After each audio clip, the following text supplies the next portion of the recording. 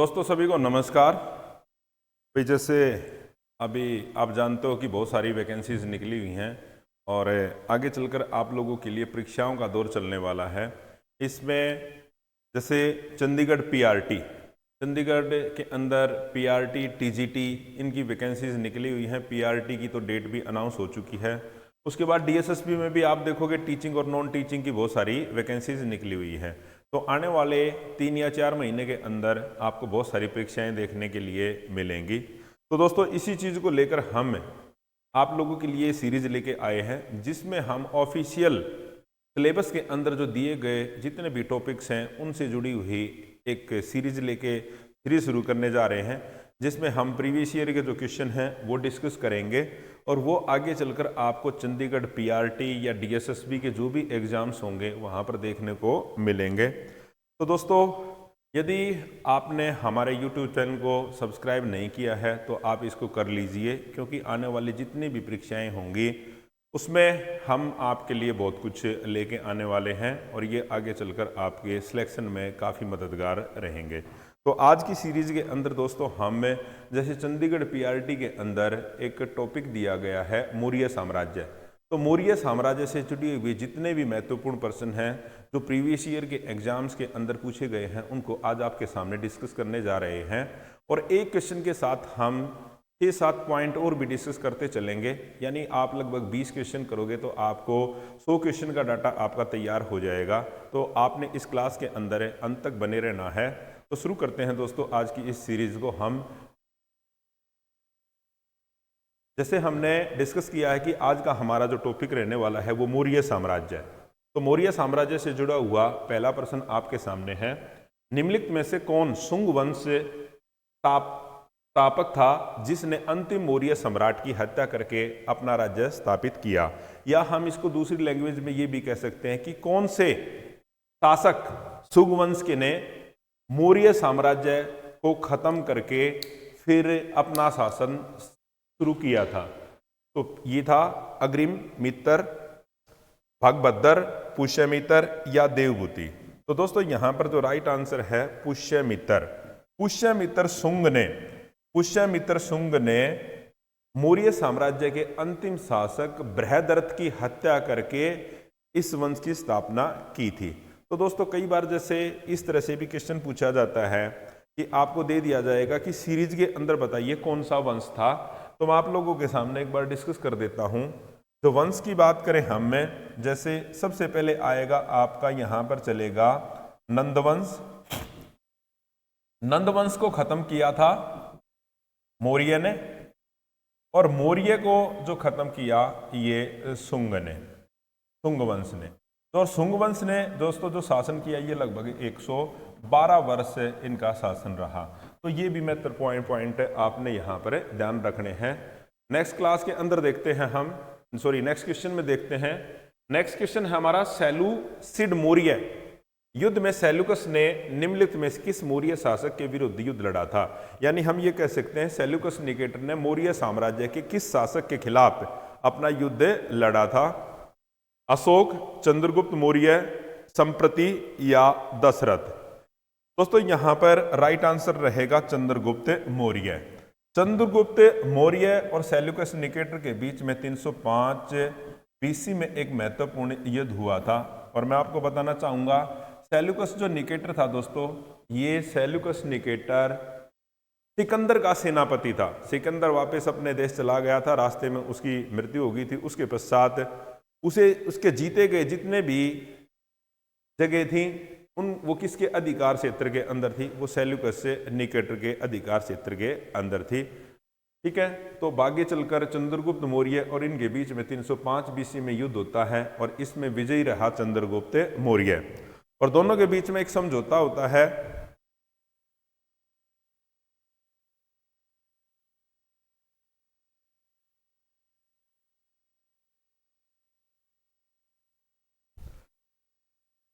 और इस समझौते के तहत दोस्तों क्या होता है, चंद्रगुप्त मौर्य के साथ सेल्यूकस निकेटर अपनी बेटी की शादी कर देता है, अपनी बेटी की शादी करता है। और चंद्रगुप्त मौर्य उसको उपहार के अंदर लगभग 200 हाथी भेंट करता है। ठीक है, और ये आपस में उसके पश्चात फिर उसके बाद ये इन दोनों की दोस्ती हो जाती है और चंद्रगुप्त मौर्य के शासनकाल के अंदर ही इसका एक राजदूत आता है मैक्सथनीज। ये अपना मैक्सथनीज को इसके दरबार के अंदर भेजता है और वो भारत के बारे में एक पुस्तक लिखेगा, फिर वो इंडिका के अंदर भारत और मौर्य साम्राज्य का ये जिक्र करेगा। ठीक है, तो ये पॉइंट भी दोस्तों आपने यहां पर ध्यान रखने हैं। नेक्स्ट क्वेश्चन देखिए, अशोक के लघु शिलालेख भारत के विभिन्न भागों में पाए गए हैं। कर्नाटक के निम्न में से कौन से सतल पर अशोक के लघु शिलालेख नहीं मिले हैं? देखिए दोस्तों, इसको ब्रह्मगिरी, कविमठ, मास्की या रूपनाथ। तो यहां पे राइट आंसर रहेगा दोस्तों रूपनाथ। रूपनाथ से कोई भी अशोक का शिलालेख नहीं मिला है। दोस्तों, मौर्य साम्राज्य की जानकारी जो हमारे को मिलती है अशोक द्वारा जो लिखाए गए अभिलेख थे, तो उनके द्वारा हमारे इसकी जानकारी मिलती है। और इन अभिलेखों को हम 3 हिस्सों के अंदर बांट सकते हैं, शिलालेख, शतमलेख और गुहालेख। ये क्वेश्चन भी आता है कि अशोक के जो अभिलेखों को हम कितने हिस्सों के अंदर बांट सकते हैं, तो ये 3 भागों में इसको बांटा गया है। 3 भाग हैं, एक तो शिलालेख,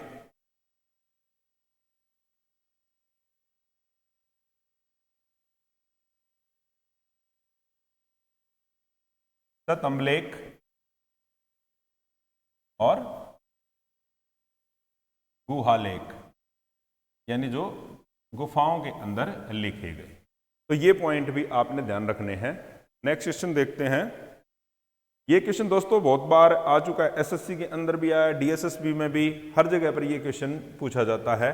नेक्स्ट क्वेश्चन देखिए, अभी ये क्वेश्चन हमने अभी डिस्कस किया है 2 मिनट पहले ही। मैक्सथनीज एक राजदूत था जिसे शासक द्वारा गया था। ये किसके दरबार में भेजा गया था? चीनी शाहजहां, यूनानी बाबर, यूनानी या चंद्रगुप्त, चीनी सिकंदर लोदी। तो यानी इस क्वेश्चन को दूसरी लैंग्वेज में इस तरह से कहते हैं, मैक्सथनीज किसके दरबार के अंदर आया था और ये कहाँ का रहने वाला था? तो ये राइट आंसर रहेगा, अभी हमने डिस्कस किया था, ये यूनानी शासक सेल्यूकस निकेटर ने भेजा था। और किसके दरबार के अंदर आया था? ये चंद्रगुप्त मौर्य। और इसके द्वारा जो लिखी गई जो फेमस पुस्तक है वो इंडिका है। नेक्स्ट क्वेश्चन है दोस्तों, चंद्रगुप्त ने डैश के खिलाफ विद्रोह का नेतृत्व किया और उन्हें पराजित किया? नंद, कुषाण, हर्यक और शिशुनाग।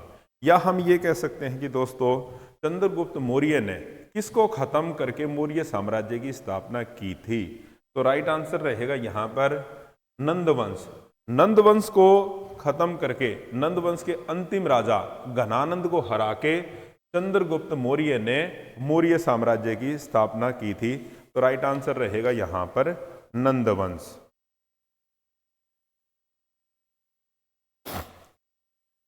और दोस्तों ये चंद्रगुप्त की जो सहायता की थी मौर्य साम्राज्य स्थापित करने में, ये चाणक्य के द्वारा, और हमारे इंस्टीट्यूट का नाम भी चाणक्य है। चाणक्य के अन्य नाम कौटिल्य भी कहा जाता है इनको, और इनको विष्णुगुप्त भी कहते हैं। तो मौर्य साम्राज्य को स्थापना करने में चंद्रगुप्त की जो सहायता की थी ये चाणक्य ने की थी। चाणक्य ने इसको नंदवंश के खिलाफ खड़ा किया था। नेक्स्ट क्वेश्चन है, निम्नलिखित में से किस राजा ने प्राचीन भारत में मौर्य साम्राज्य की स्थापना की? ये क्वेश्चन वही है, रिपीट हुआ, आपको पता है चंद्रगुप्त मौर्य ने मौर्य साम्राज्य की स्थापना की थी। नेक्स्ट क्वेश्चन देखते हैं हम, निम्न में से कौन अशोक के अभिलेख को समझने यानी पढ़ने वाला पहला विद्वान था? कि अशोक के द्वारा जो जगह जगह पर अपने अभिलेख लगाए गए थे, तो उनकी जो लैंग्वेज है उनको पढ़ने वाला पहला विद्वान कौन था? देखिए दोस्तों, V Gordon, James Taylor, Alexander Cunningham या जेम्स प्रिंसेप। तो राइट आंसर रहेगा दोस्तों जेम्स प्रिंसेप था। तो उन्होंने अशोक के अभिलेखों के अंदर जो लिपि लिखी गई थी उसको पढ़ने का काम किया जेम्स प्रिंसेप ने। तो राइट आंसर रहेगा हमारा यहाँ पर जेम्स प्रिंसेप। एक और चीज बता देता हूं दोस्तों, ये क्वेश्चन आता है कि ये कब पढ़े गए? 1837 के अंदर, 1837 के अंदर। और ये ज्यादातर जो लिखे गए थे दोस्तों ब्राह्मी लिपि के अंदर, तो वे ब्राह्मी लिपि के अंदर लिखे गए इसके अभिलेख थे। यानी मेजोरिटी में अगर देखा जाए कौन सी सबसे ज्यादा लिपि के अंदर लिखे गए थे, ये ब्राह्मी लिपि के अंदर लिखे गए थे। नेक्स्ट क्वेश्चन देखिए, 4वीं शताब्दी ईसा पूर्व में मगध की राजधानी को गया था स्थानांतरित कर दिया। यानी हम ये कह सकते हैं कि मगध की जो राजधानी थी उसको कहां पर ट्रांसफर कर दिया गया था? तो राइट आंसर रहेगा यहां पर मथुरा, पाटलिपुत्र, वाराणसी या फिर पानीपत। बताइए क्या रहेगा इसका आंसर?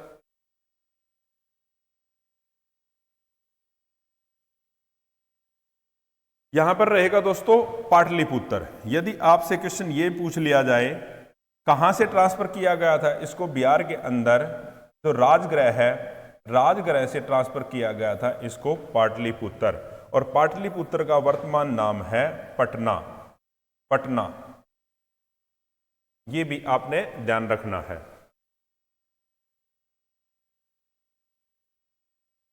चौथी शताब्दी ईसा पूर्व मगध की राजधानी थी। अब वही क्वेश्चन आ गया, इसकी लैंग्वेज थोड़ी चेंज कर दी।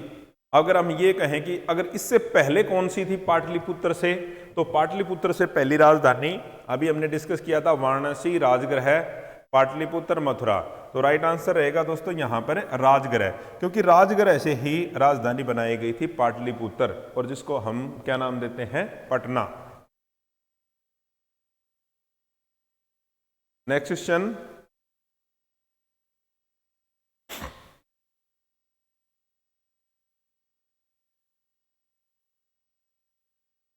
अब जैसे क्वेश्चन आता है कि अशोक ने एक कलिंग युद्ध लड़ा था। अशोक राजा के अनुसार राजा बनने के कितने वर्षों के बाद अशोक ने कलिंग का युद्ध छेड़ा या कलिंग का युद्ध लड़ा था? कलिंग का युद्ध अशोक के जीवन की एक महत्वपूर्ण घटना थी दोस्तों। बताइए 5, 6, 7 या 8, कितने साल के बाद? राइट आंसर रहेगा दोस्तों ये 8 साल। मैं थोड़ा आपको पीछे लेके चलता हूं। अशोक ने गद्दी संभाली थी उसने 273 BC में, इसको समझना। उसको फिर अपने सगे संबंधियों को इनको खत्म करने में 4 साल का टाइम लगा। 269 ईस्वी में उसने अपना राज्य अभिषेक कराया अशोक ने। और अपने राज्य अभिषेक, उसके अभिषेक के 8 वर्ष के बाद यानी 261 BC के अंदर उसने कलिंग का युद्ध लड़ा था। और कलिंग का जो आधुनिक नाम है ये उड़ीसा है दोस्तों। और इस युद्ध के अंदर लगभग 1 लाख से भी ज़्यादा व्यक्ति मारे गए थे। ये कहते हैं कि उस दौरान कोई भी घर ऐसा नहीं था जहाँ से किसी न किसी की मृत्यु ना हुई हो। और इसी युद्ध के पश्चात अशोक के जीवन के अंदर एक बदलाव आया और उसने जीवन के अंदर कभी भी युद्ध न लड़ने की कसम खाई और वो बौद्ध धर्म का अनुयायी हो गया। ठीक है। और इस कलिंग युद्ध के बारे में थोड़ा पूछा जाता है कि भाई इसका कारण क्या रहा होगा। कलिंग युद्ध के बारे में इतिहासकार कोई स्पष्ट मत नहीं देते। कहीं पे ये लिखा गया है कि भाई अशोक ने उस दौरान हाथियों को पाने के लिए कलिंग का युद्ध लड़ा था, क्योंकि जो कलिंग क्षेत्र था वहाँ पर हाथी काफ़ी मात्रा के अंदर होते थे। दूसरा है कि भाई वहाँ पर जाति होती थी नाग जाति। नाग जाति ने अशोक का खजाना लूट लिया था, उसको पाने के लिए ये युद्ध लड़ा था। और एक कुछ कहते हैं कि अपने राज्य का विस्तार करने के लिए, उसको अपने राज्य को फैलाना था, इसलिए कलिंग का युद्ध लड़ा गया था। ठीक है। तो कलिंग युद्ध के पश्चात उसके जीवन में काफ़ी परिवर्तन आए और जीवन के अंदर कभी भी युद्ध न लड़ने की अशोक ने कसम खाई।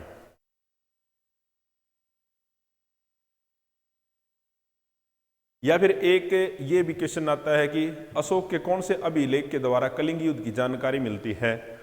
ये है 13वां जो अभिलेख है, इससे जानकारी मिलती है और इसको कहते हैं हाथी गुम्फा, हाथी गुम्फा अभिलेख, हाथी गुम्फा अभिलेख, हाथी गुम्फा अभिलेख। नेक्स्ट देखिए, निम्न में से किसने वर्ष 1877 में अशोक के शिलालेखों का एक सेट प्रकाशित किया? यानी अशोक के जो अभिलेख शिलालेख थे उनका एक सेट प्रकाशित किया। Colin Mackenzie, Alexander Cunningham, MS Watts या डीसी सरकार? क्या हो सकता है इसका आंसर?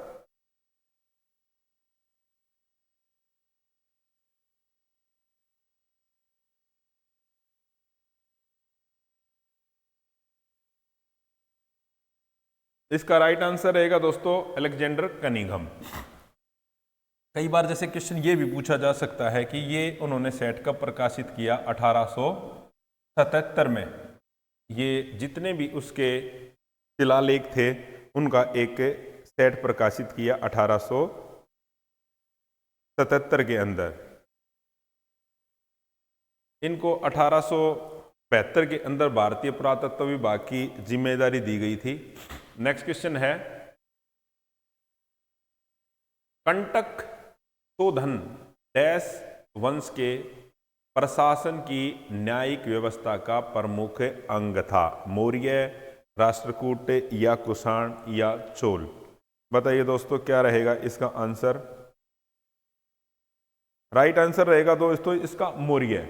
मौर्य काल के अंदर जो कंटक शोधन ये एक न्यायिक व्यवस्था के अंदर न्याय व्यवस्था के का एक महत्वपूर्ण अंग होता था। और इसमें क्या होता था, जो न्यायाधीश थे वो न्याय का यानी विवादों को हल करने का काम करते थे। तो राइट आंसर रहेगा, या हम ये कह सकते हैं दोस्तों आजकल हम जैसे अपनी कोर्ट है ना, कोर्ट के लिए कोर्ट न्यायालय, उसी तरह से जो कोर्ट और न्यायालय होते थे उनको हम क्या कह सकते थे? कंटक शोधन। नेक्स्ट है दोस्तों, आपको यदि हमारे ऑनलाइन प्लेटफॉर्म से जुड़ना है तो आप गूगल प्ले स्टोर से चाणक्य सोनीपत का जो हमारा कोचिंग इंस्टीट्यूट है उसकी ऐप को डाउनलोड कर सकते हो। और जितने भी बैचेज हैं वो आपको जैसे टीचिंग और नॉन टीचिंग से जुड़े हुए वो सारे बैचेज आपको वहाँ पर मिल जाएंगे। इसकी जानकारी के लिए आप प्ले स्टोर पर जाइए और सोनीपत चाणक्य है जो वो ऐप डाउनलोड कीजिए। आप जैसे भी हम बताना चाहूँगा मैं आपको कि अभी जैसे पीछे KVS का एग्ज़ाम हुआ था तो पूरे NCR के अंदर हम बात करें तो सबसे ज़्यादा जो सिलेक्शन हमारे इंस्टीट्यूट से हुए थे, 50 से भी ज़्यादा छात्रों के सिलेक्शन हमारे यहाँ से हुए थे। तो नेक्स्ट देखिए आप, निम्नलिखित में से किस स्थान पर अशोक के प्रमुख शिलालेख नहीं मिले हैं?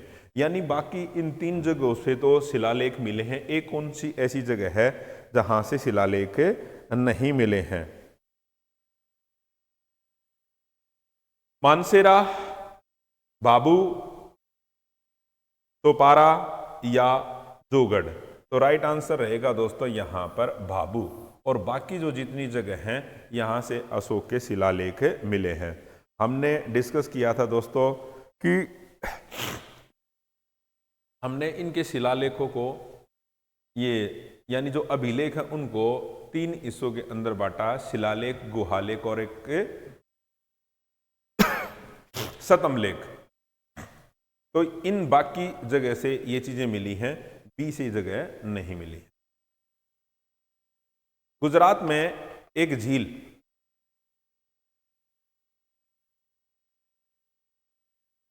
एक कृत्रिम जलाशय है जो मौर्य के शासन के दौरान बनाया गया था। पुष्कर, लोनार, लोकटक या सुदर्शन? या ये कह सकते हैं कि जो मौर्य साम्राज्य के दौरान एक बनाई गई झील कौन सी थी? इस क्वेश्चन को हम इस तरह से भी कह सकते हैं। तो राइट आंसर रहेगा दोस्तों यहाँ पर डी। ये डी जो सुदर्शन झील है ये मौर्य साम्राज्य के दौरान ही बनाई गई थी और इसको बनवाने का काम किया था चंद्रगुप्त मौर्य। ये क्वेश्चन इस तरह से भी आता है कि सुदर्शन झील का निर्माण किसने करवाया था? तो सुदर्शन झील का निर्माण करवाया वो चंद्रगुप्त मौर्य ने। नेक्स्ट क्वेश्चन देखते हैं हम। अशोक के शासनकाल के प्रमुख आयोजनों में से एक 250 बीसी पूर्व में राजधानी पाटलिपुत्र में आयोजित था बौद्ध परिषद का, चौथी, तीसरी, दूसरी, पहली। यहाँ पे ये क्वेश्चन को हम इस तरह से कह सकते हैं कि अशोक के शासनकाल के अंदर कौन सी बौद्ध संगति हुई थी, ये इस तरह से भी हम क्वेश्चन कह सकते हैं। तो राइट आंसर इसका क्या रहेगा दोस्तों? इसका राइट आंसर रहेगा बी, क्योंकि जो तीसरी बौद्ध संगति है ये हुई थी अशोक के शासनकाल में 250 ईसा पूर्व में। 4 बौद्ध संगतियां हुई हैं। जो तीसरी बौद्ध संगति का आयोजन पाटलिपुत्र के अंदर किया गया था और इसके अध्यक्ष थे मोगलीपुत्र तीस्त। मोगलीपुत्र तीस्त। जैसे अगर कई बार मौर्य इससे बौद्ध संगतियों से क्वेश्चन आ जाता है, तो पहली बौद्ध संगति हुई थी 483 बीसी के अंदर, दूसरी हुई 383 बीसी में, और ये हुई थी तीसरी 250 बीसी में, और लास्ट वाली हुई थी पहली शताब्दी के अंदर, पहली फर्स्ट सेंचुरी में।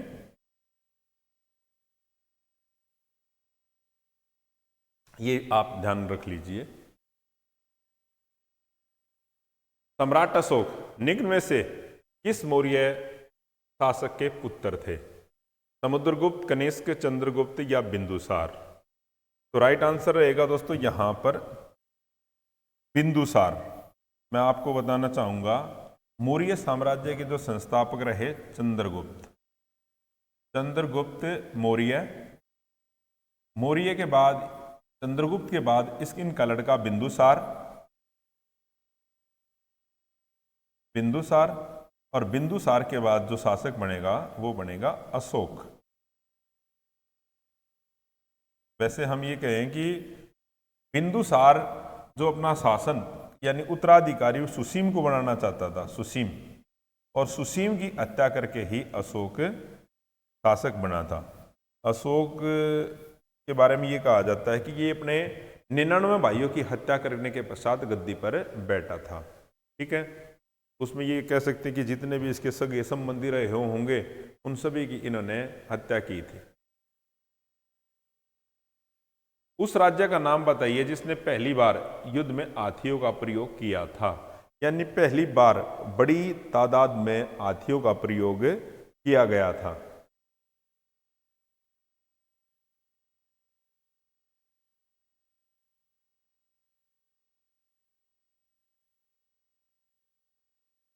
अभी थोड़ी देर पहले मैंने दोस्तों बात की थी, तो राइट आंसर क्या रहेगा? चंपा, अवंती, कौशल या मगध?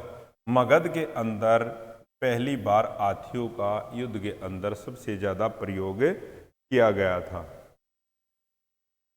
और मगध के अंदर जो हाथी आते थे वो देश के पूर्वी हिस्से, देश का जो पूर्वी हिस्सा है वहां से हाथी लेकर आए जाते थे। अशोक ने बौद्ध धर्म कब ग्रहण किया? कलिंग युद्ध से पहले, कलिंग युद्ध के पश्चात, अपनी मृत्यु से ठीक पहले, जब वह युवराज थे? बौद्ध धर्म से पहले अशोक भगवान शिव का उपासक था, भगवान शिव की पूजा करता था, भगवान शिव। और जब कलिंग का युद्ध हुआ 261 बीसी में, तो उसमें जो जितना खून खराबा हुआ उससे उसका मन परिवर्तित हुआ और उसके पश्चात उसने बौद्ध धर्म को ग्रहण कर लिया। तो ये राइट आंसर रहेगा दोस्तों यहां पर कलिंग युद्ध के पश्चात, कलिंग युद्ध के पश्चात। कलिंग के विरुद्ध अशोक ने अभियान की जानकारी का मुख्य स्रोत निम्नलिखित में से क्या है?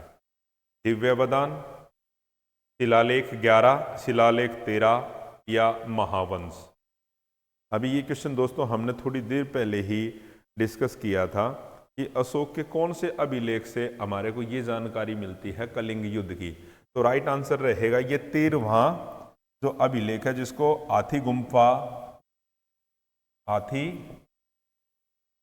गुम्फा अभिलेख भी कह सकते हैं। इससे हमारे को कलिंग युद्ध की जानकारी मिलती है।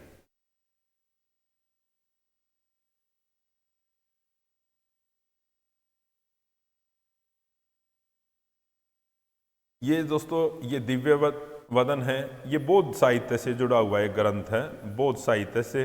और दीपवंश और महावंश ये भी दोस्तों बौद्ध साहित्य से जुड़ा हुआ एक ग्रंथ। कई बार ये भी क्वेश्चन आ जाता है कि दीपवंश और महावंश क्या है, और या हमारे को क्या इससे बौद्ध मौर्य साम्राज्य की जानकारी मिलती है? बिल्कुल मिलती है, दीपवंश और महावंश दोनों से। प्राचीन भारत का प्रसिद्ध शासक कौन था जिसने अपने जीवन के अंतिम दिनों में जैन धर्म को अपना लिया था? चंद्रगुप्त मौर्य, बिंदुसार, चंद्रगुप्त या अशोक? बताइए राइट आंसर क्या हो सकता है यहाँ पर? तो राइट आंसर रहेगा दोस्तों यहाँ पर चंद्रगुप्त मौर्य, क्योंकि चंद्रगुप्त मौर्य ने जैन मुनि भद्रबाहु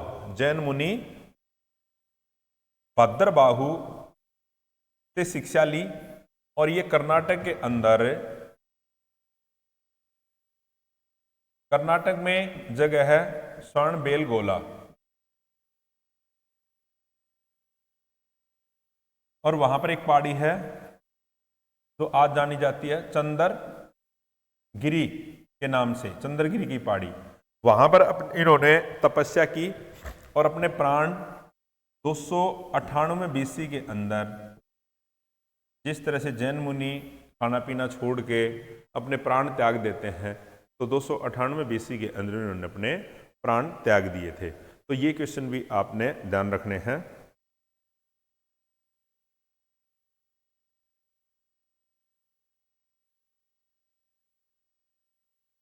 नेक्स्ट क्वेश्चन है, पुरालेख विद्या का अभिप्राय है सिक्कों का अध्ययन, शिलालेखों का अध्ययन, महाकाव्यों का अध्ययन, भूगोल का अध्ययन? तो राइट आंसर रहेगा दोस्तों पुरालेख विद्या का अभिप्राय है शिलालेखों का अध्ययन। भारत में जो शिलालेखों का जो प्रचलन है वो उसको शुरू करने वाले थे अशोक, और इसकी जो प्रेरणा उनको एक ईरान का एक शासक था, ईरान के शासक के द्वारा इनको मिली थी कि भाई जो भी चीज़ें हैं लोगों तक पहुंचानी है उसको क्या किया जाए, पत्थरों पर लिखवा दिया जाए और कहीं पर लगवा दिया जाए और लोगों के बीच में ये पहुंचाई जाए। तो इसकी प्रेरणा उसको ईरान के शासक से मिली थी, और भारत में जो प्रचलन किया ये अशोक ने किया था। नेक्स्ट क्वेश्चन है, निम्नलिखित में से वह व्यक्ति कौन है जिसका नाम देवानाम प्रियदर्शी है? मौर्य शासक राजा अशोक, मौर्य शासक चंद्रगुप्त मौर्य, गौतम बुद्ध या भगवान महावीर? या हम ये कह सकते हैं किस शासक को देवानाम प्रियदर्शी के नाम से जाना जाता है?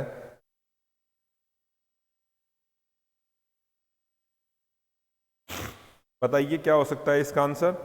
राइट आंसर रहेगा दोस्तों इसका अशोक के ये अन्य नाम है देवताओं का प्रिय, देवानाम प्रिय, ये अशोक के अन्य नाम है। तो मौर्य शासक अशोक को इस नाम से जाना जाता था। नेक्स्ट है, अशोक ने अपने सभी अभिलेखों में एक रूपता से किस प्राकृत भाषा का प्रयोग किया है? या हम ये कह सकते हैं कि अभिलेखों के अंदर कौन सी प्राकृत भाषा का प्रयोग किया गया है? अर्ध मगधी, तुरसेनी, मगधी या अंगिका?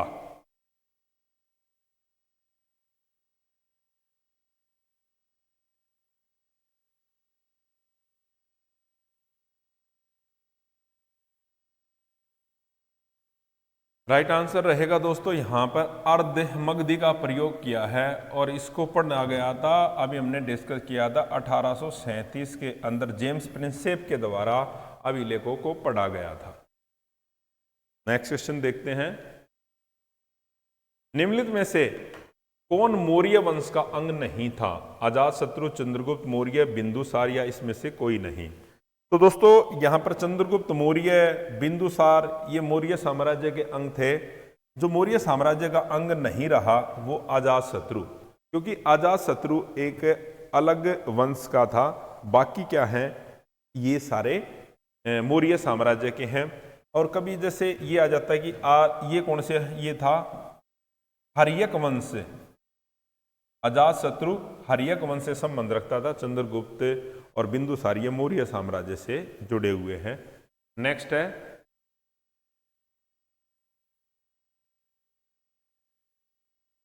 तो दोस्तों आज की सीरीज के अंदर ही इतना ही।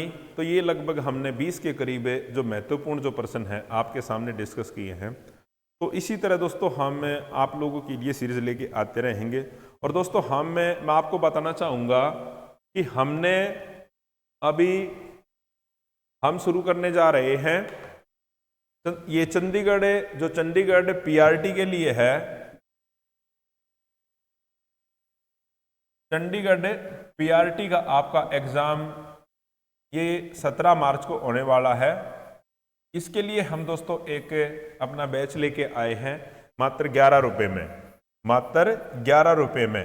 ये एक रिवीजन बैच होगा आप लोगों के लिए। इसमें आपको टीचिंग वाला जो पोर्शन है वो देखने को मिलेगा, आईसीटी के क्वेश्चन देखने के मिलेंगे, और जीएस से जुड़ा हुआ जितना भी जो टॉपिक हैं उसके में चंडीगढ़ पीआरटी के ऑफिशियल सिलेबस में दिए गए हैं वो सारी चीज़ें आपको देखने को मिलेंगी। तो यदि आपने रिवीजन के चाहिए तो आप हमारी ऐप को डाउनलोड कीजिए और ये 11 रुपये में आप बैच ले सकते हो। सोनीपत चाणक्य ऐप हमारी डाउनलोड कीजिए और आपने एक रिवीजन करनी है तो ये मात्र 11 रुपये में आप हमारा बैच ले सकते हो। ठीक है, तो मिलते हैं दोस्तों जल्द ही नेक्स्ट क्लास के अंदर। जय हिंद, जय भारत।